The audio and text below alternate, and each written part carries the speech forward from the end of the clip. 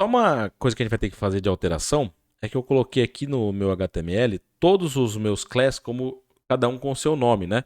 E na verdade não, todos aqui vão ser personagens. Então todas as classes aqui vão ser character, class character, class character. Então todos eles vão ter. O Zubat vai ter, o Charmander vai ter, o Pikachu vai ter e o Ash também vai ter, tá? Então todos eles têm essa propriedade class chamada character, que é de personagem, tá? A gente traduzir lá no Google novamente, eu gosto de trazer aqui porque nem todo mundo tem o inglês, ele traz pra gente ali personagem, tá? Então é um personagemzinho. Se a gente vai mexer com a estilização, com o tamanho dessas coisas, desses elementos, nós vamos lá onde? No nosso CSS. É uma classe, eu começo com um pontinho, character, e aqui eu vou dizer que eles vão ter sempre um position do tipo absolute, eles vão ser absoluto na nossa tela, e vão ter um width de 75 px, que vai ser a largura que cada um deles vai ter. Se a gente voltar no nosso navegador, eles estão todos no cantinho aqui, mas, resumidamente, eles já estão com o tamanho que a gente precisa, né?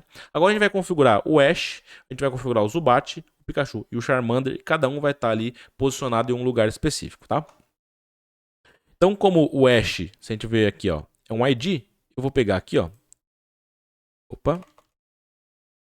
Hashtag Ash e vou colocar as propriedades que ele precisa. Right, 2px,zindex 1. Quer dizer que ele está na posição mais na pontinha possível desse nosso elemento aqui, tá?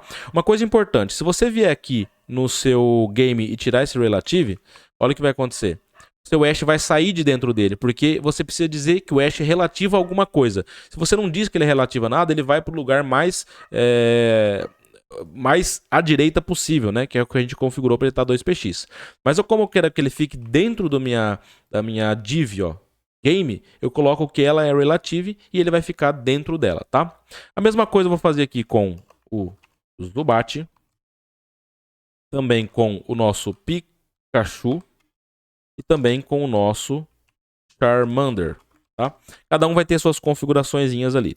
O Zubat, eu vou dizer que ele vai ter um display none, porque ele não pode aparecer, ele vai estar oculto logo de início, depois quando a gente começar a andar que ele vai aparecer, tá? Mas por enquanto eu vou deixar sem display none, só pra gente enxergar que ele está posicionado na tela, tá? Ele vai ter um right de 90px, vai ficar à direita 90px, esses números eu já calculei previamente, tá? Então é por isso que eu sei, não estou fazendo de cabeça isso aqui. O top dele vai ser de 550px, beleza? Vou copiar esse right top aqui, colocar pro Pikachu e também pro Charmander. Lembrando que eu poderia pôr eles na esquerda, tá? Então, do lado esquerdo também eu colocaria aqui left. E se fosse para mexer para baixo, seria bottom, tá? Mas eu quero que eles fiquem relacionados à direita e também ao topo, tá? O nosso Pikachu vai ter aqui right de 600px e um top de 330px, tá? Esses números são importantes porque o nosso jogo se baseia nessas posições para achar esses pokémons na hora que o Ash começar a andar, tá?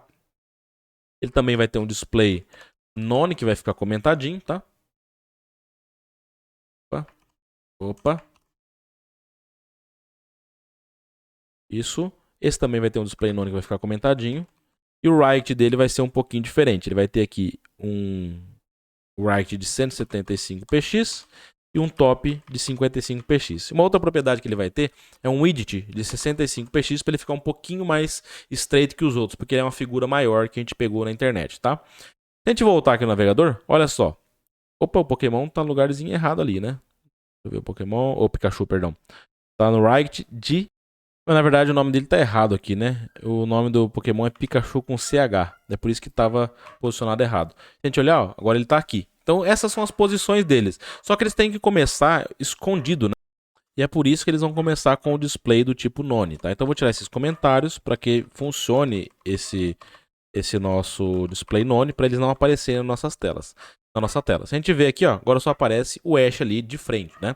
Uma outra coisa é que esse número está do lado da nossa cena e eu quero que ele fique aqui em cima. Para isso, eu vou lá no meu body, a gente colocou aqui Display Flex, Align Item Center, Justify Content Center, estamos centralizando tanto na vertical como na horizontal.